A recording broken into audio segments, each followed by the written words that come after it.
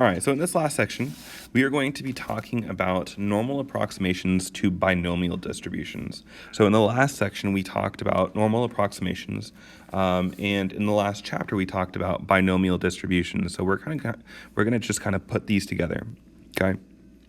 So we can use a normal approximation if n times p is greater than 5, and n times q is greater than or equal to 5. And when we do this, we can actually determine what the average and the standard deviation is using those variants, right? So again, just to kind of reminder, remember n represents the number of trials, p is the probability of success, and then q is the probability of failure.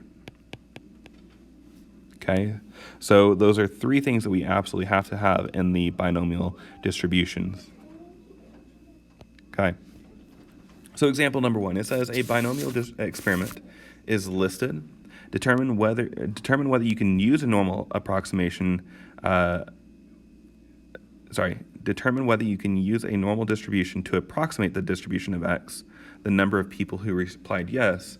If you can, then we're going to find the mean and standard deviation. If you can't, then we're going to explain why.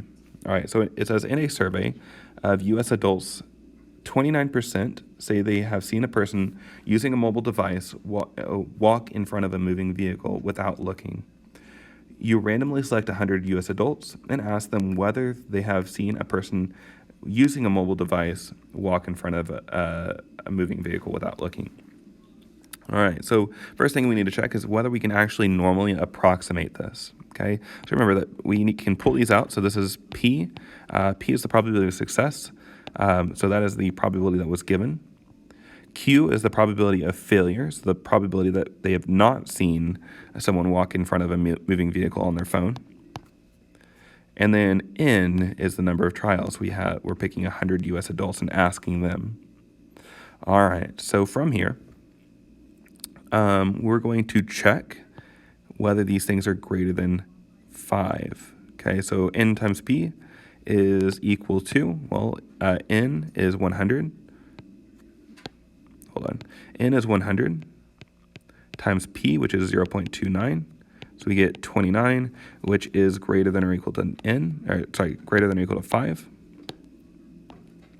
N times Q, that's 100 times 0.71.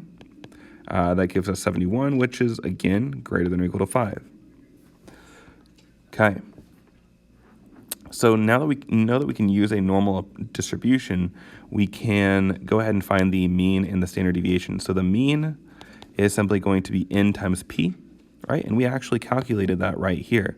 So N times P is 29, okay? And then the standard deviation is going to be the square root of P times Q, so 0.29 times Q, 0.71 times 100, and you get approximately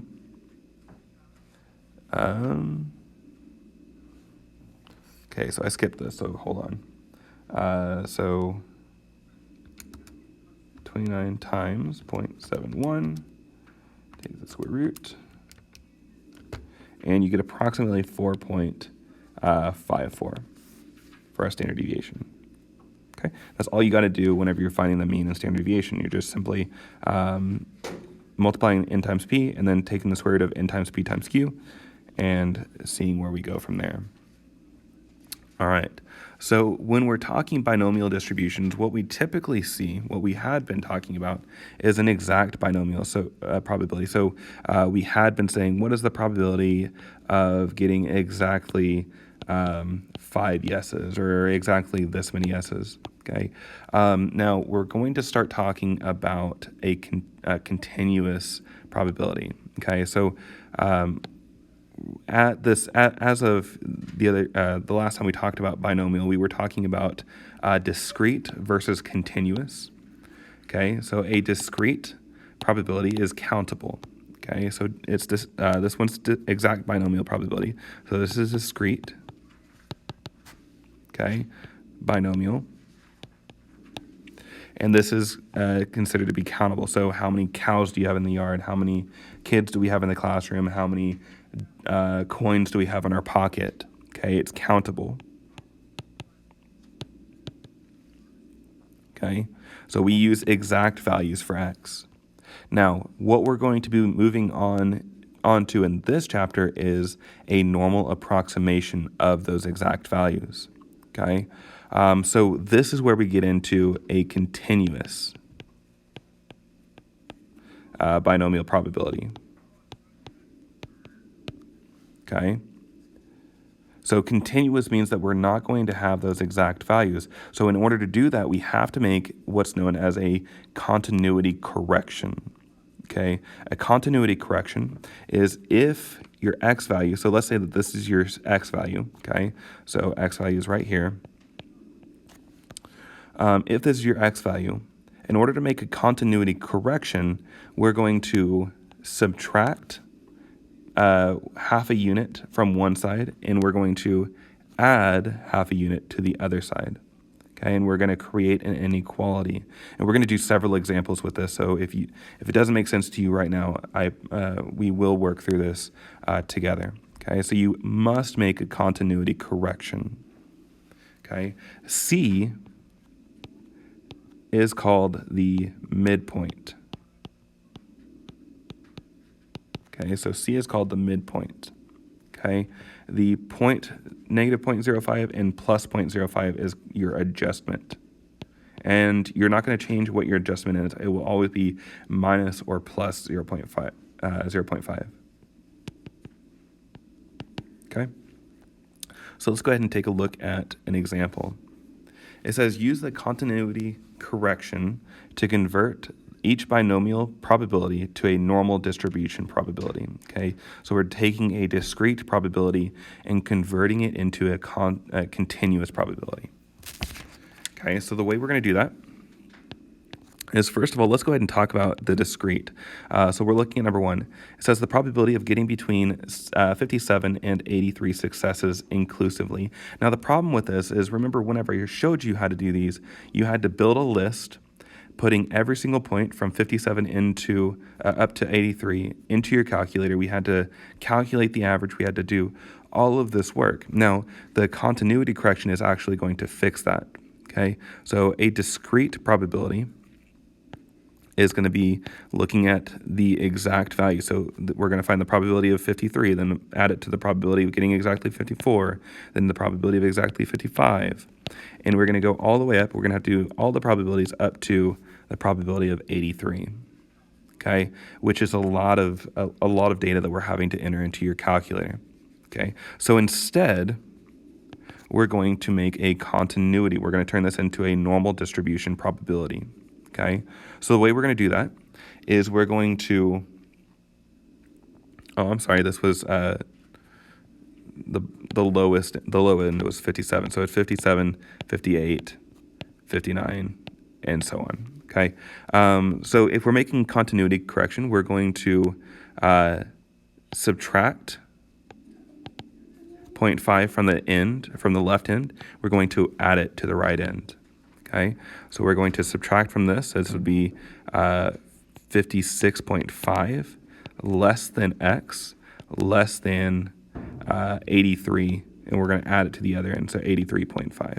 Okay, so we're going to add 0.5. We're going to subtract 0.5. Okay, so we did a continuity correction. So now we have a normal distribution. And so when we find our normal distribution probability, we're simply looking for the probability that x is between. So now we can use that normal CDF function. So the probability that x is between what we just put up in the continuity portion of this. Okay, that's all I'm looking for. All right. Next, let's look at number 2. It says, what is the probability of getting at most 54 successes? Okay, so again, let's look at the discrete. So if we were doing discrete, we would have to find the probability of 0 successes, then 1 success, then 2 success, then 3 success, and all the way up to 54 successes. Again, you can do this in your calculator, but it does take a minute. So instead, we're going to use, sorry, I'm thinking domain and range. Instead, we're going to use the continuity correction. We're going to turn this into a normal distribution probability to approximate what we're doing. Okay? So what we're going to do here is I'm actually going to say that x just needs to be less than 54.5, right? So we add it to the end. Okay, now be careful with this, adding it to the end. Now, the reason I left this the 0 out is because we're looking at everything to the left of 54.5. So we could go beyond 0, but the probability there is going to be 0. So it's not really important.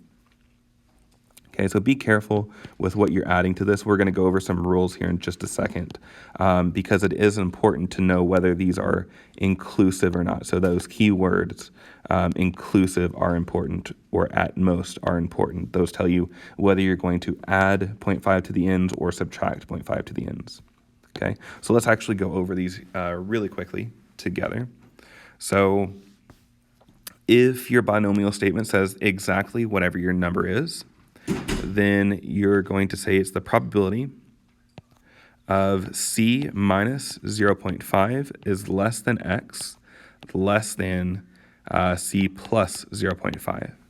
Okay, so this would be the probability that you type into your normal CDF. Okay, so some notes here. If it says exactly, it means that it includes c. So this is really important here. So you need to know that it includes c. Okay, at most, okay, again, at most means that you're including whatever that endpoint is. So it includes c again. Okay, so because it includes, we're going to add it to the end of our number. Okay, so it's going to be the probability that x is less than c plus 0.5. Okay, again, keep these notes in your hand so that you can it's easy to look back at. Okay, fewer than. Okay, this actually does not include c. Okay, so this is not inclusive. Okay, so when we do this one, it's the probability that x is less than, this would be c minus 0.5. Okay, so it's c less and minus 0.5. So anytime it's not inclusive, we're either going to add or subtract, depending on which end our c is on. So if it's on the bottom end of our tail, we're going to, depending on which limit it is. So if it's the upper limit, we're going to subtract it from c. If it's the lower limit, we're going to add it to c. And we'll again, I'll give you guys that here in just a sec. So at least includes c. Okay, and the way we do this, right? So it's the probability that x is greater than, so at least is greater than c minus 0.5.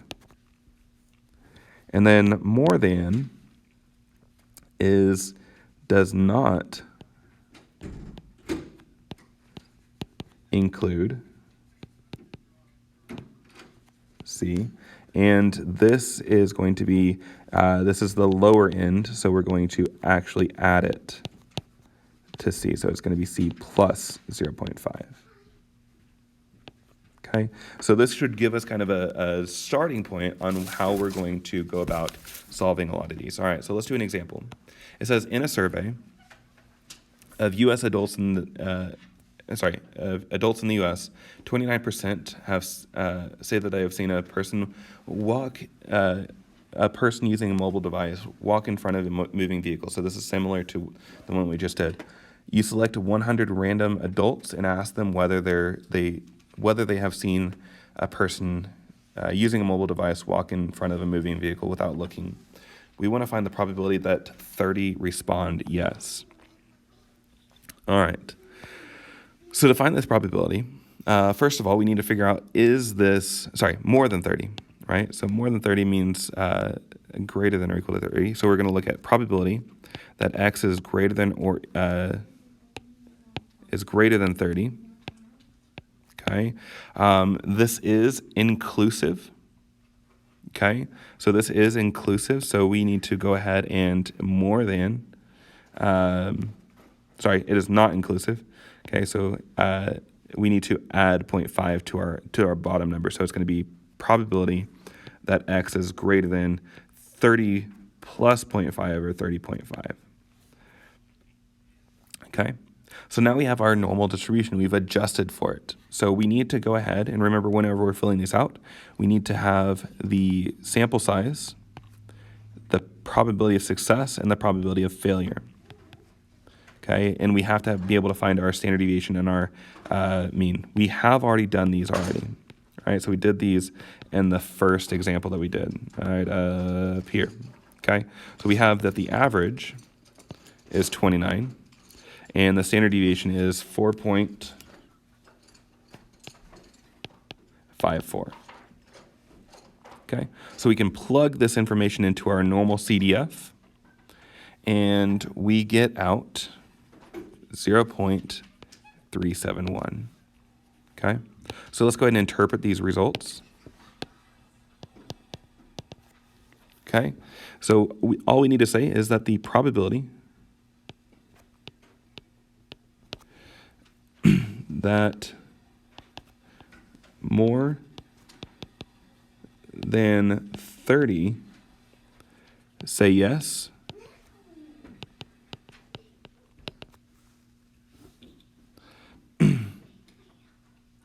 is about 37.1%. All right. All right, so let's move on.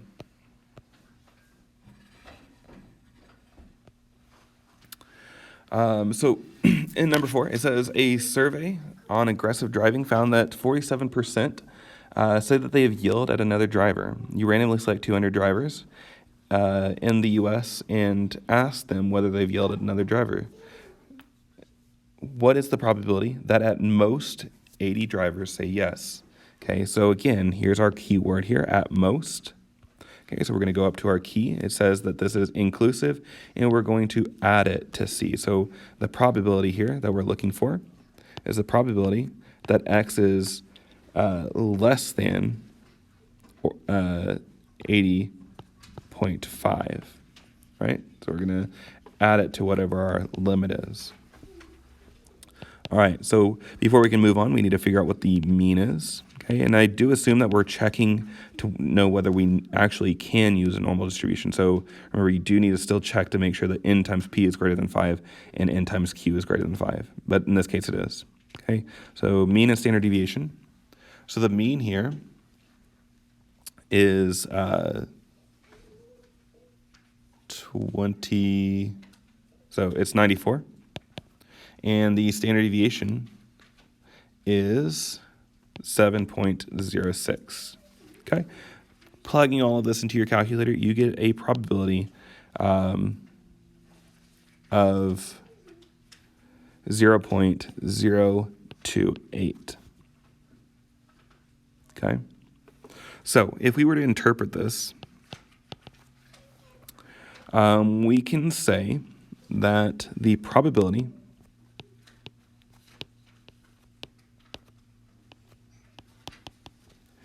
that at most 80 yell at other drivers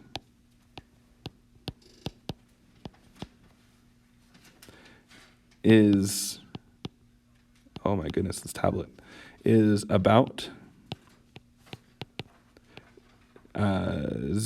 actually it's 2.8%.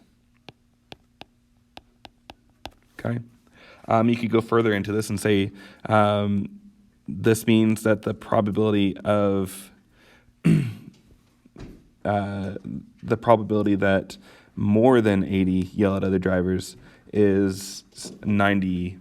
97.2%. So it's a much higher probability that somebody's actually yelled at, that more people have yelled at other drivers.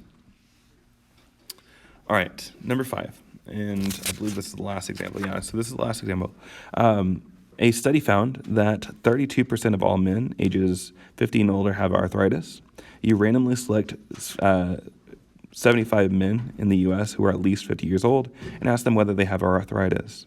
What is the probability that exactly 15 say yes? Okay, so we're looking for the probability that X is equal to 15, right? So remember, we're going to use this key up here, and it says the probability of exactly some number. We're going to add and subtract, and those become our limit. So we actually need to do their continuity correction. We're going to add and subtract 0.5 from 15. So we have 14.5 less than or equal to X, less than or equal to 15.5. Okay.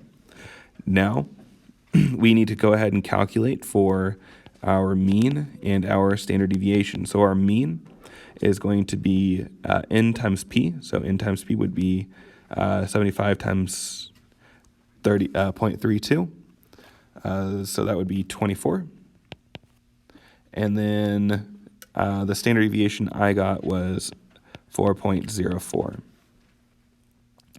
Okay, so we're going to plug this in, and we get the probability of exactly 15 people saying that they have arthritis is 0.008. Okay, so again, we're going to interpret these results, and we're going to say the probability that exactly 15 say they have arthritis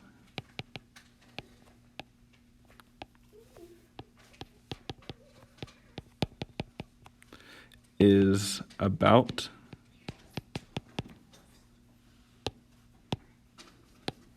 0.8%. So it's an extremely small percentage. Okay.